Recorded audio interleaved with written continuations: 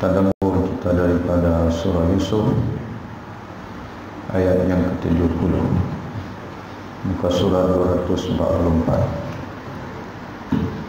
Qala Allah subhanahu wa ta'ala,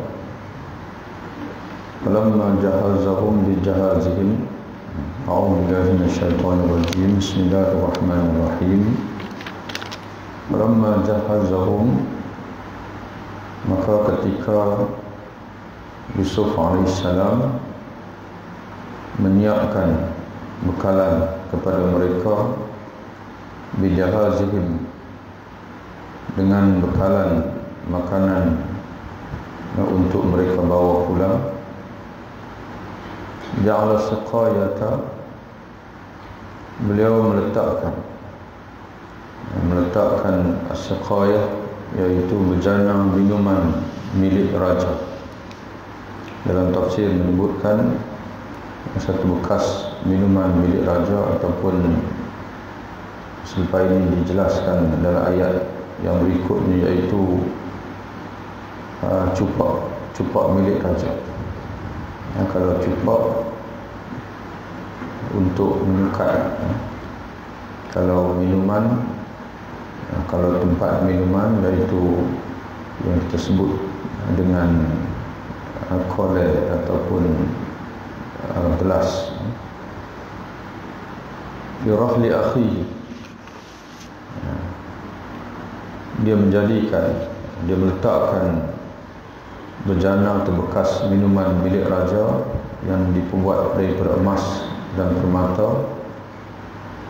Yurahli akhihi, di dalam karung milik saudara Bunyamin. Summa azana muazzinun, kemudian seorang penyeru menyeru, ayyatuhal ayru, wahai rombongan, yakni wahai kafilah, innakum lasariqun, sesungguhnya kamu semua adalah sungguh para pencuri. Jadi ini tuan-tuan sekalian, dalam beberapa ayat selepas ini Allah Subhanahu wa taala menyebutkan, kadzalika kidna li Yusuf, demikianlah kami mengajar Yusuf membuat perancangan. Jadi perancangan sekarang ini adalah untuk mengatur bagaimana nak bawa keluarganya ke Mesir, nak bawa keluarganya ke Mesir, dan pada masa yang sama nak menyedarkan saudara-saudaranya yang agak nakal, yang belum lagi sedar kesilapan mereka. Maka Nabi Yusuf AS diilhamkan oleh Allah Subhanahu Wa Taala untuk melakukan satu perancangan. Yang pertama sekali adalah untuk mengambil adik seibu sebapa dengan dia terlebih dahulu. Macam mana nak tahan, nak menghalang yang namanya Bunyamin, iaitu adik seibu sebapa dengan dia. Nabi Yaqub alaihissalam, sebagaimana telah kita ceritakan sebelum ini, ada 12 orang anak, yang 10 orang, satu ibu, dan 2 lagi satu ibu. Nabi Yusuf AS dan adik dia Bunyamin, satu mak, dan 10 orang lagi satu pak. Mana pak mak tak sama, satu pak.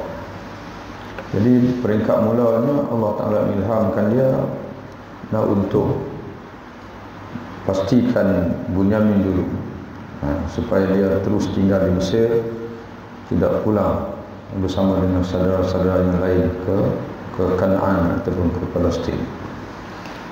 Maka diaturlah satu perancangan, iaitu dibuat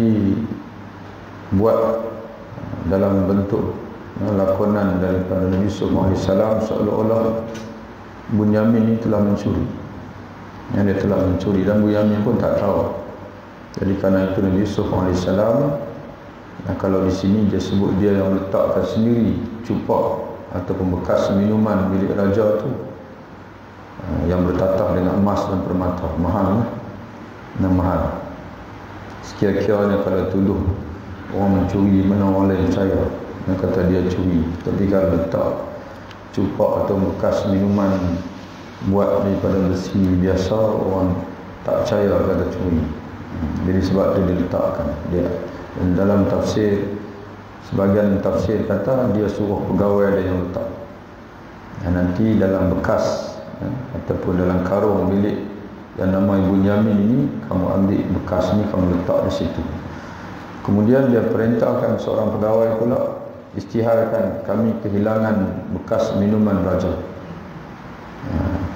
Dan kami merasakan kamu yang mencuri. Kafilah kamu ni yang terdiri daripada anak-anak Nabi Yaqub AS yang mencuri. Qalu, mereka, yakni kafilah itu, kafilah yang terdiri daripada anak-anak Nabi Yaqub AS, mereka menjawab balik. Wa aqbalu, mereka berkata sambil mereka menghadap kepada mereka yang menuduh, madza tafqidun, kamu tuduh kami mencuri. Madza tafqidun, apa yang kamu semua hilang? Kamu semua hilang. Apa yang hilang?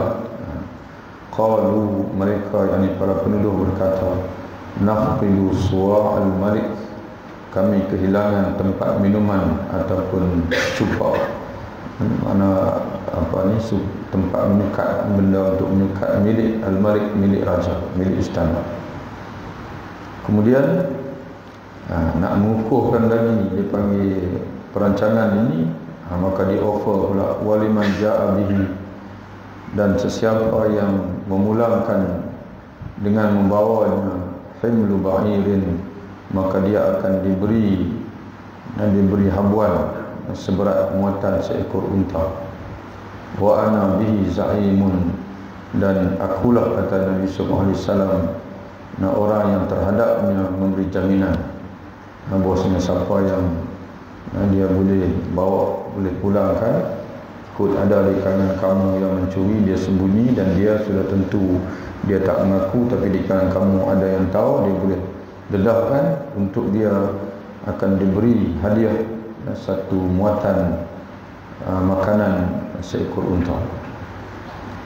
Ini tuan-tuan sekalian, dalam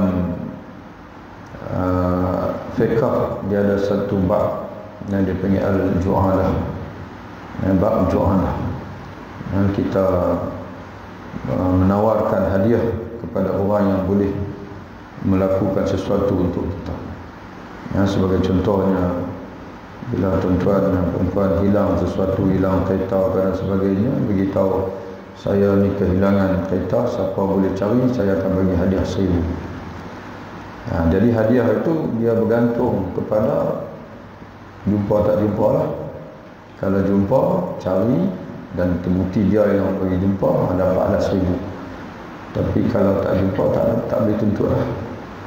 Jadi ju'alah ni tuan-tuan sekalian, selalu orang kita buat dengan anak-anak. Tapi masalah kita ni janji tapi tak buat. Contoh macam kata dekat anak-anak kita, adik, kalau adik berjaya dalam Pakistan, abah nak bagi basikal contoh. Anak kita berjaya, basikal tak dapat pun. Itu maknanya kita mungkir.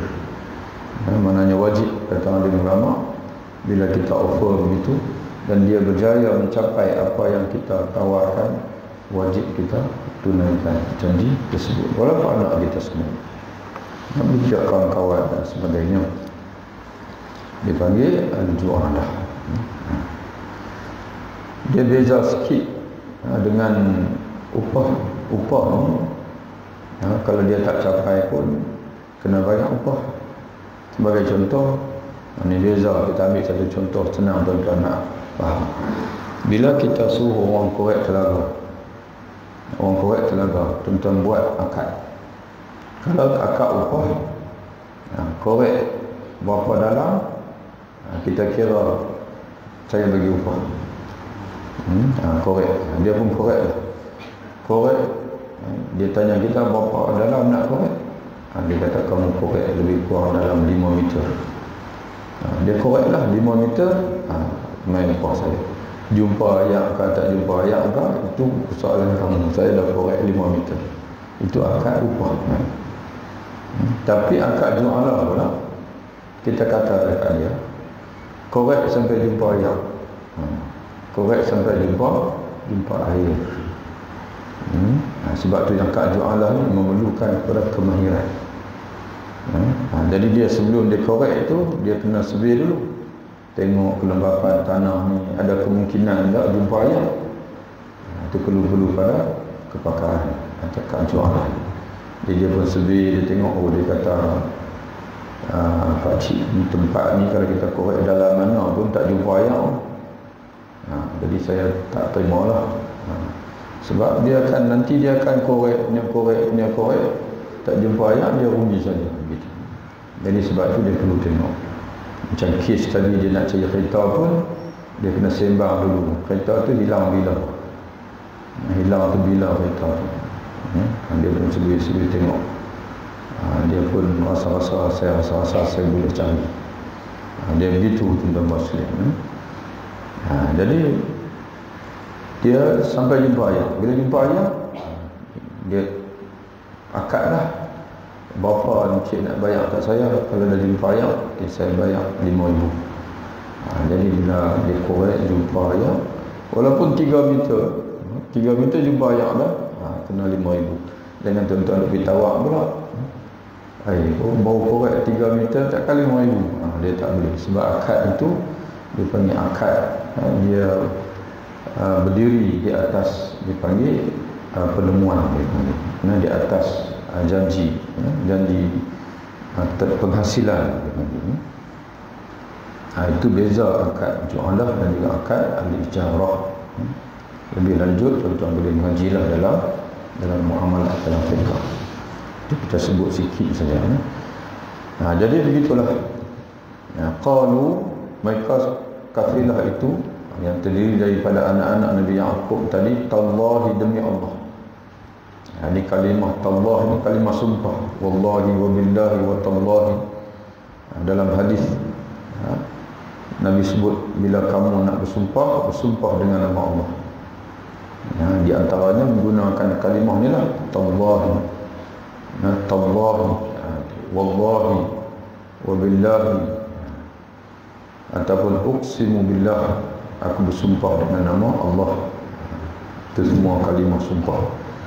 Laqad alimtum, demi Allah, kata mereka, sesungguhnya kamu semua sedia mengetahui, ma ji'na linufsida fil ard, bukanlah kedatangan kami ke sini, yakni ke Mesir ini, untuk melakukan kerosakan di bumi Mesir ini.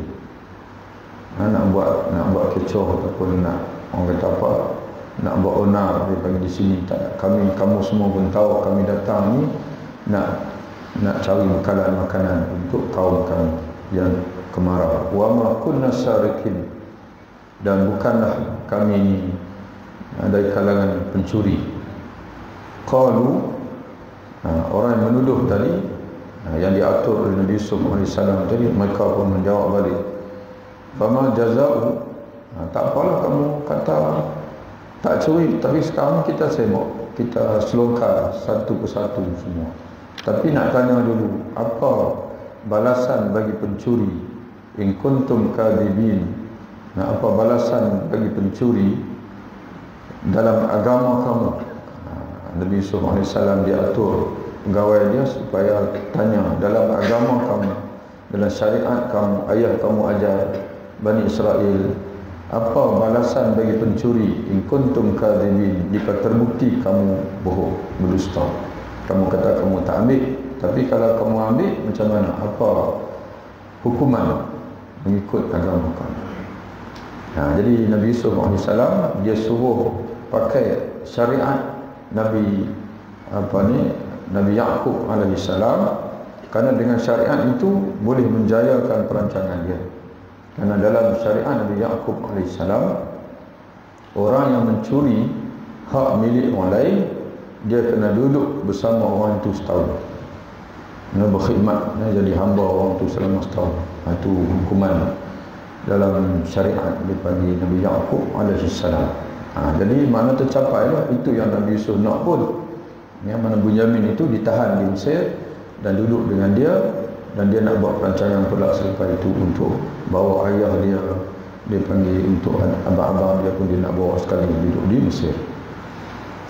Qalu, mereka menjawab, jazauhu, hukuman baginya, mana orang yang mencuri, man wujida fi rahlihi, sesiapa yang didapati benda yang dicuri itu dalam karungnya, dalam bekasnya, bahwa jazau, maka dialah yang akan menjadi balasan, mana diri dia sendiri itu nak akan dikenakan hukuman menjadi khadam kepada orang yang dia mencuri barang orang itu.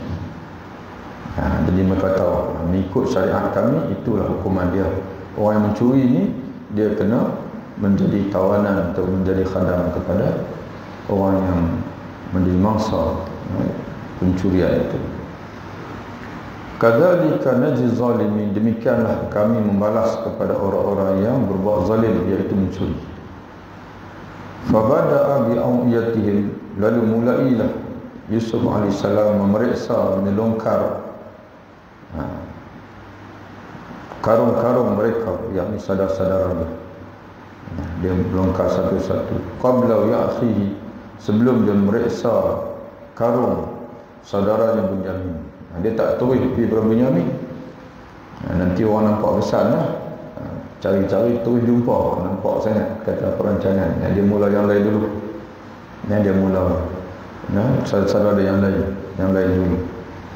Summa stakhrajaha, kemudian bila tiba kepada dia menyelongkar karung milik saudaranya Bunyamin, lalu dia mengeluarkan benda yang hilang itu min wi'akhihi, dari karung milik saudaranya itu Bunyamin.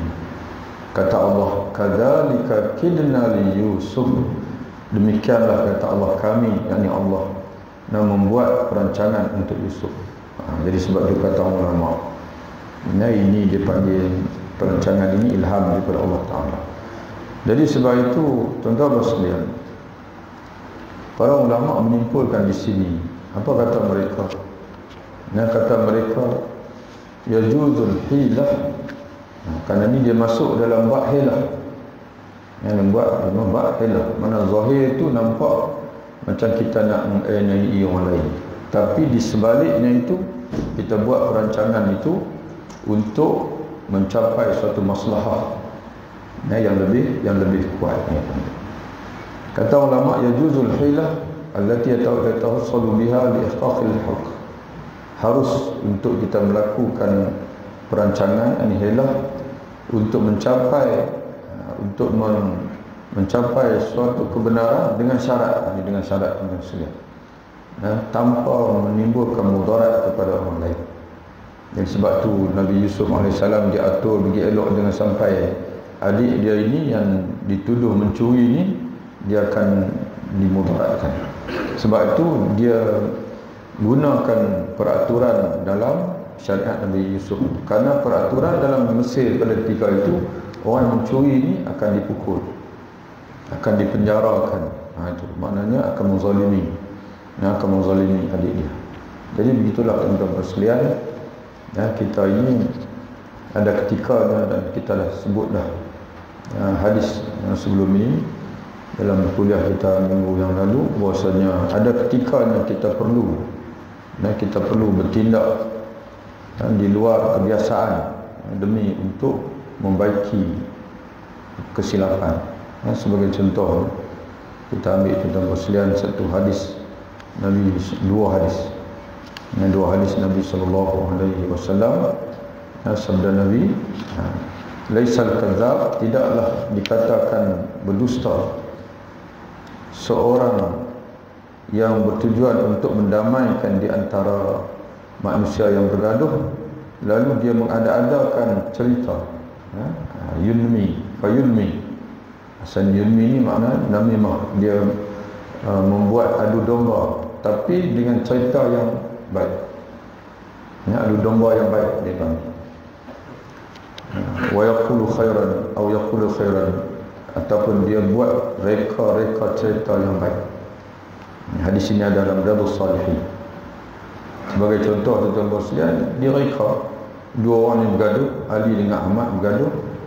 Dia pergi jumpa Ali, dia cerita, dia kata kemarin dia jumpa dengan Ahmad. Ahmad ni dia kata aku dengan Ali ni bila lah nak baik. Tak baik-baik, padahal dia tak kata pun. Dia buat cerita. Ya, kau tu duduk fikir, betul juga bila lah nak bergaduh sampai bila. Dia pergi kat kawan pula, dia cerita kawan ni pula kata mana yudmi khairan. Dia buat, dia fikir macam mana nak bagi. Jadi akhirnya makan balik fikir rumah dan sebagainya. Dia pun menjumpa balik, kamu pergi hadap dekat Ahmad tu, aku pun minta maaf dekat dia. Juga kamu pula sama juga aku minta maaf. Jadi makan balik. Tapi ada yang berlaku sudah-sudah dalam sekalian, kita nak jadi batu api lagi. Dia nak berlaku selalu. Kita pergi, kamu nak tahu tak Ahmad kata apa kat kamu? Mana kita simbah minyak lagi. Itu dia panggil, mana bukan nak damaikan di antara dua. Itu satu hadis. Yang kedua, tuan-tuan sekalian, dalam hadis yang lain Nabi SAW menyatakan la yahilul kadhib illa fi salas. Tidak harus bohong melainkan dalam 3 perkara. Bohong ni maknanya kita bercakap benda yang dipanggil mana yang tak sebenar lah. Tidak harus berbohong melainkan dalam 3 perkara kata Nabi. Hadis Sunan Tirmizi. Yang pertama, yuhaddisu rajul imratahu liyardiyahu. Percakapan seorang suami kepada isterinya, supaya isterinya ni tidak terasa hati. Sebab tu kita dah bagi contoh itu. Kita dengan isteri ni kalau dia tak masak tak sedap pun katalah sedap. Bohong, ustaz bohong tu, Nabi sendiri kata boleh, tak ada masalah, dengan betul sangat. Isteri masak, isteri tanya sedap tak saya masak? Tak sedap, ambil makan di kedai. Gitu. Dia kata alhamdulillah sedap. Yang keduanya kata Nabi,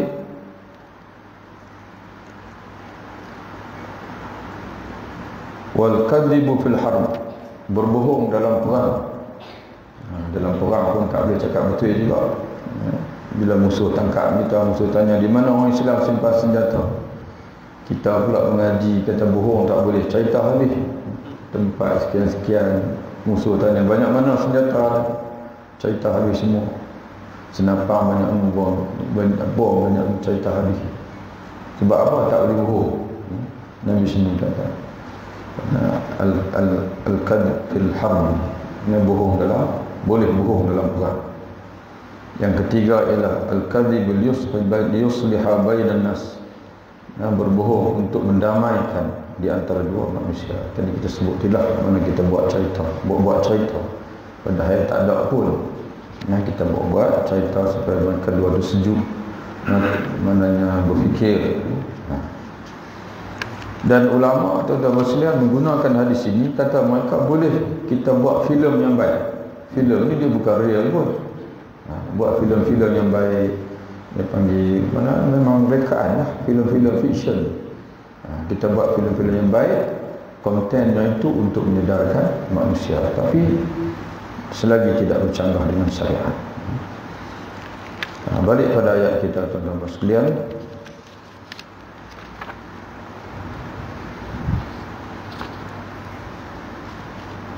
Maka liya'khudha akhahu fi dilma. Tidaklah dia Yusuf menghukum saudaranya menurut undang-undang Raja Mesir. Sebab kalau dia ambil hukum Mesir pada ketika itu akan bawa kezaliman pada adik dia dan tak tercapai maksud perancangan. Illa an yasha Allah, kecuali jika Allah menghendaki.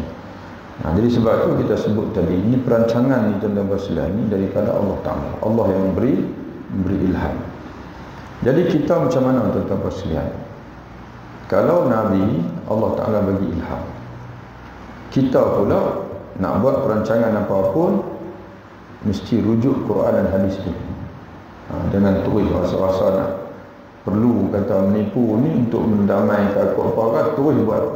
Kadang-kadang tuan-tuan sekalian, dan dia melebihi had yang dibenarkan syarak. Jadi jumpalah pertama sekali lagi besar jawatan tuan-tuan sekalian, lagi tuan-tuan kena kalau dalam rumah tangga tak apalah kita sebagai suami kita buat perancangan itu untuk anak isteri kita dan sebagainya. Tapi kalau kita pegang jawatan lebih besar negara, Korea dan sebagainya, kena tanya-tanya juga orang lain. Ni macam mana kita nak buat perancangan, macam mana ni nak bagi kawan kita ni sampai tak mau main langsung tak mau main langsung Jumaat, tak mau main tak mau main. Jadi kita buat perancangan, kita pergi habaq dekat dia, padahal kita nak buat pun kita pergi habaq dekat dia, kita kata dekat dia, kamu kalau tak main masjid, kami jawatan kuasa masjid ni dah sepakat dah, kami tak akan pergi kenduri kamu. Contoh macam tu.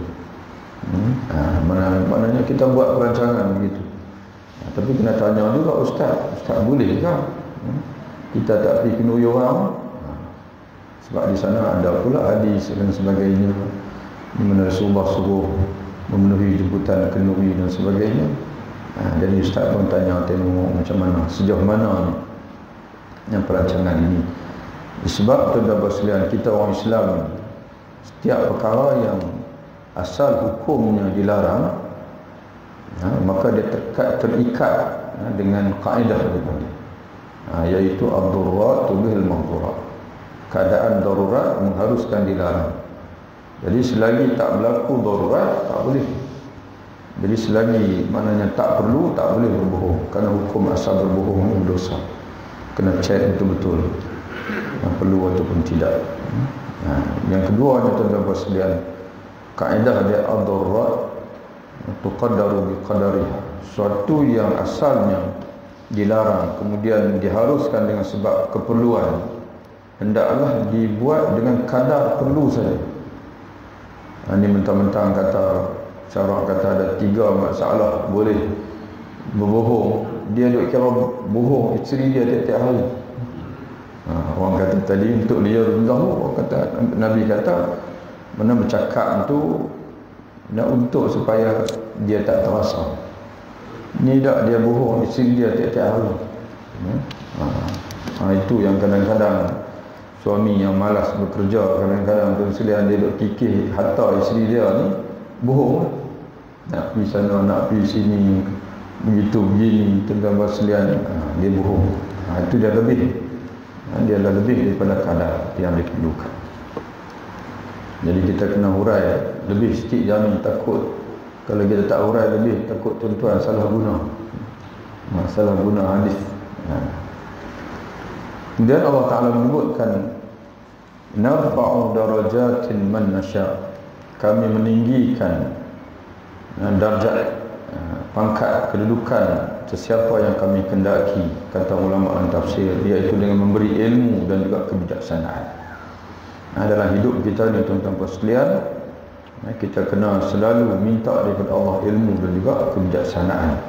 Dengan ilmu dan kebijaksanaan lah kita dapat bertindak dengan betul dalam hidup kita ini. Wa fawqa kulli dhi ilmin alimun, dan di atas tiap-tiap orang yang mempunyai ilmu daripada makhluk ini ada yang lebih mengetahui.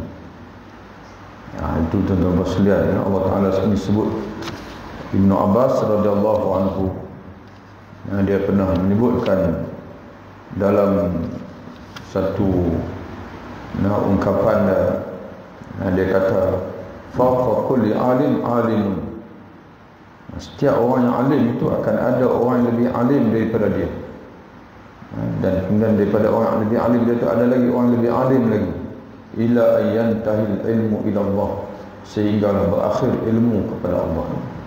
Jadi sebab itu janganlah sekali-kali kita merasa semua perancangan kita tu canggih, kerana kita ni banyak benda tak tahu. Sebab itu kita kena mesyuarat dengan orang, tanya-tanya tengok orang macam mana. Dan yang palingnya ialah kita minta daripada Allah. Ya Allah, ya Tuhanku, kami nak rancang sekian-sekian, ya Allah, berilah taufik kepada kami, tunjukkan kepada kami apakah perancangan kami ini betul ataupun tidak. Qalu, mereka yang saudara-saudaranya berkata, in yasriq, jadi setelah dijumpai bekas minuman ataupun bekas sukatan milik raja itu dalam dipanggil karung Bunyamin. Jadi mereka pun berkata, maknanya saudara Yusuf ni dia masih lagi tak elok, hati itu masih tak elok lagi. Apa kata mereka? In yasriq, jika dia mencuri Bunyamin ni, dah terbukti dah maknanya barang tu jumpa dekat dia, faqad sarqa akhun lahu min qablu, maka sungguhnya telah mencuri saudara seibu dengan seibu sebapa dengan dia min qablu sebelum mereka pun Nabi Yusuf lah. Kalau Bunyamin ni mencuri, tak pelik kerana dulu ni saudara seibu dengan dia tu. Mana Yusuf lah, dia pun tak tahu kata di depan mereka tu Yusuf. Pun pernah mencuri dulu. Kata ulama dan tafsir, mereka teringat balik dulu Nabi Yusuf AS waktu kecil dulu, dia pernah curi berhala Tok Wan dia. Mana Tok Wan sebelah mak, Tok Wan sebelah mak masih belum beriman pada ketika itu. Dan dia curi berhala, dia pergi tahu.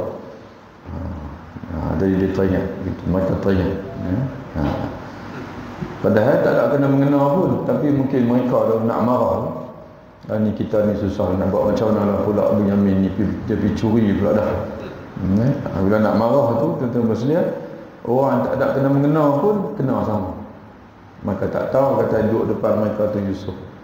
Fa asaraha Yusuf bi nafsih, maka Yusuf pun menyembunyikan perasaannya, yakni tuduhan sahaja-sajanya itu kepada dalam hatinya. Kalau nak kira dia nak jawab, dia nak jawab bukan ini. Walam yubdiha lahum, dan tidak dia mendedahkan kepada mereka, dia pendam hati. Mereka ni kata dekat dia. Qala Nabi Yusuf, berkatalah hati dia, antum syarrum makana, kamu semua lebih buruk perangai kamu, kedudukan kamu daripada kami berdua. Yang maknanya kamu, kalau kamu tuduh kami ini mencuri, kamu lagi jahat. Kata ulama dan tafsir, kamu mencuri anak daripada ayahnya. Mana curi dia lah, kita orang telaga. Mencuri. Kamu menderhaka pada ayah kamu, lagi kamu lagi jahat. Tapi dia sebutlah hati. Dia sebutlah dalam hati. Kalau dia sebut, kalau nak kira marah dan sekalian, jadi akan terdedahlah perancangan dia itu, tak akan capai nanti. Wallahu a'lam bima tasifun, dan Allah lebih mengetahui hakikat apa yang kamu semua tuduhkan. Sebenarnya tidak berlaku, tidak berlaku pun apa yang kamu sebut itu. Apa yang kamu sebut itu semata-mata perasaan iri hati, perasaan nak marah semata-mata.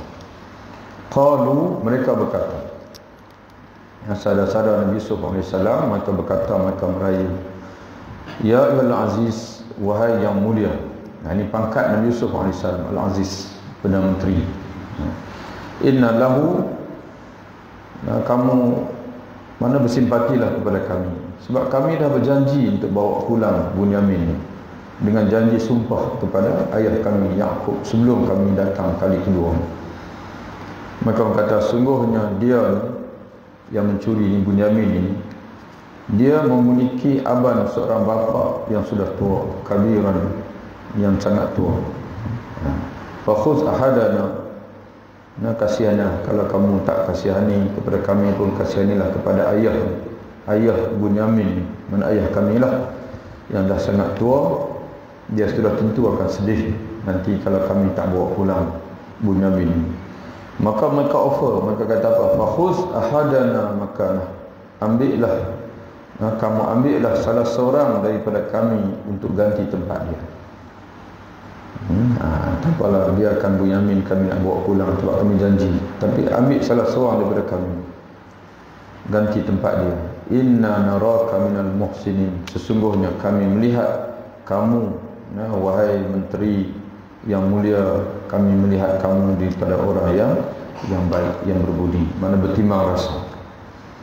Qala, Nabi Yusuf menjawab, ma'azallah, aku berlindung dengan Allah, an na'khudha, untuk mengambil, untuk menahan atau menghukum orang yang melainkan kami tak akan menghukum melainkan illa kecuali man wajadana mata'ana indahu, orang yang kami menemui barang kami padanya.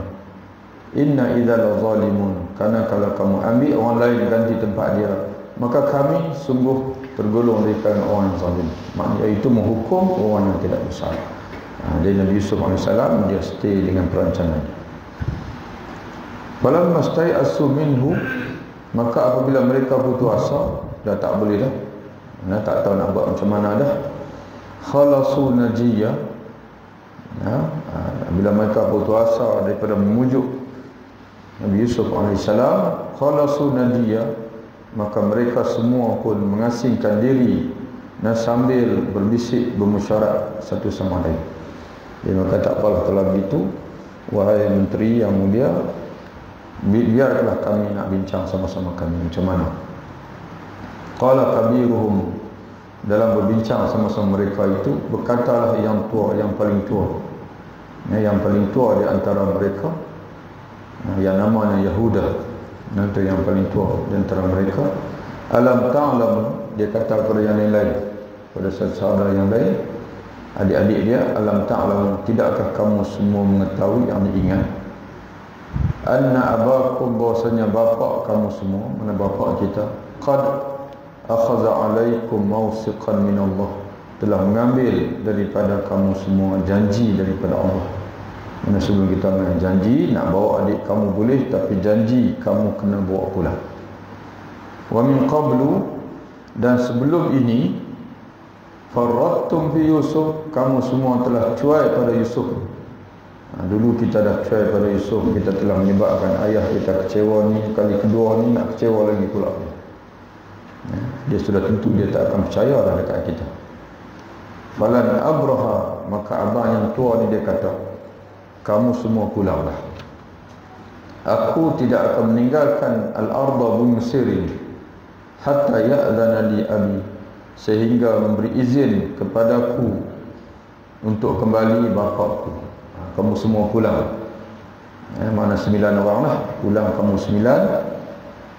Cerita dekat ayah kita, bosnya adik kita ni dia dah mencuri, dia kena tahan, dan aku akan tunggu di sini, aku tak akan pulang sehinggalah ayah kita sendiri yang suruh aku balik, au yahkumallahu li, ataupun Allah yang memutuskan untukku dengan satu keputusan yang lain. Kokoklah sementara kamu duduk ada di sana ni, apa ni, Allah melembutkan hati yang mulia Raja Menteri Mesir ini, kokoklah dia boleh lepas sampai kita ni. Mana dia tinggal lah. Jadi 3 orang anak Nabi Yusuf tinggal, iaitu Nabi Yusuf, anak Nabi Yaqub AS, Nabi Yusuf, Bunyamin, dan juga Yahuda yang tua sekali, yang pulanglah 9 orang.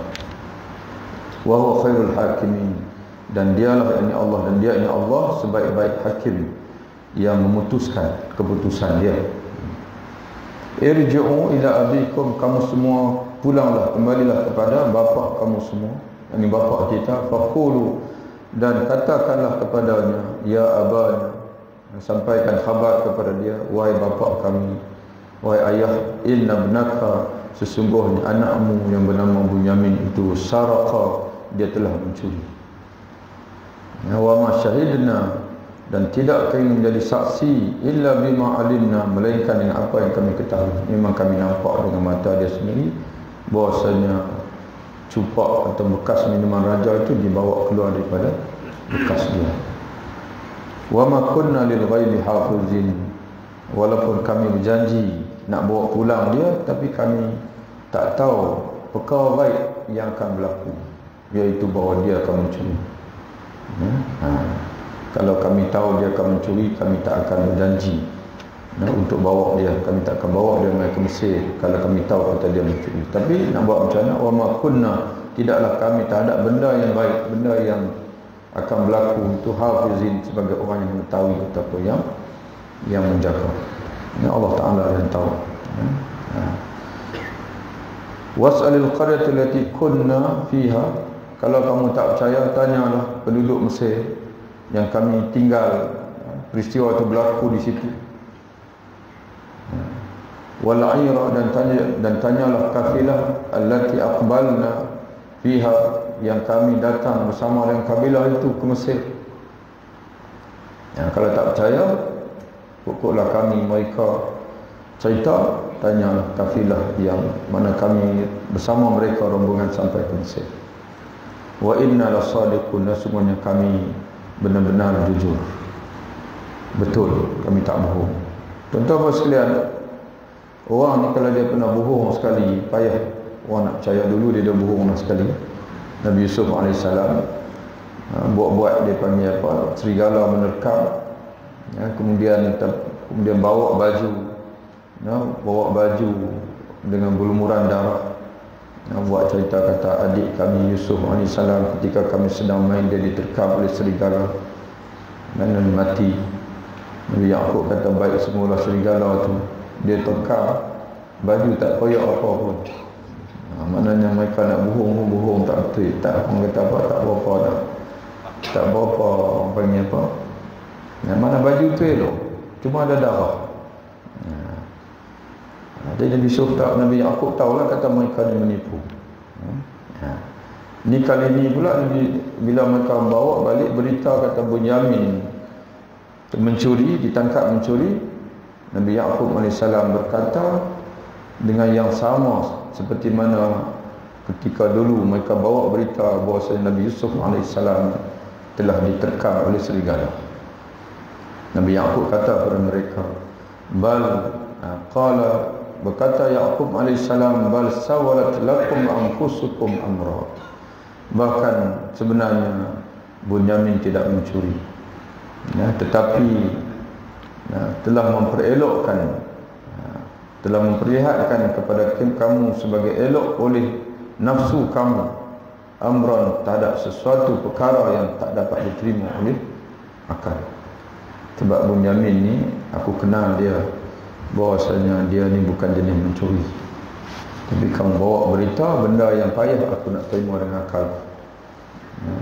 Jadi tuan-tuan sekalian, ini buktikan kepada kita bahawa Nabi Yaqub AS sendiri pun dia tak tahu perancangan itu. Dia sendiri tak tahu. Sebab itu kata ulama, Nabi-Nabi pun dia tak tahu yang baik.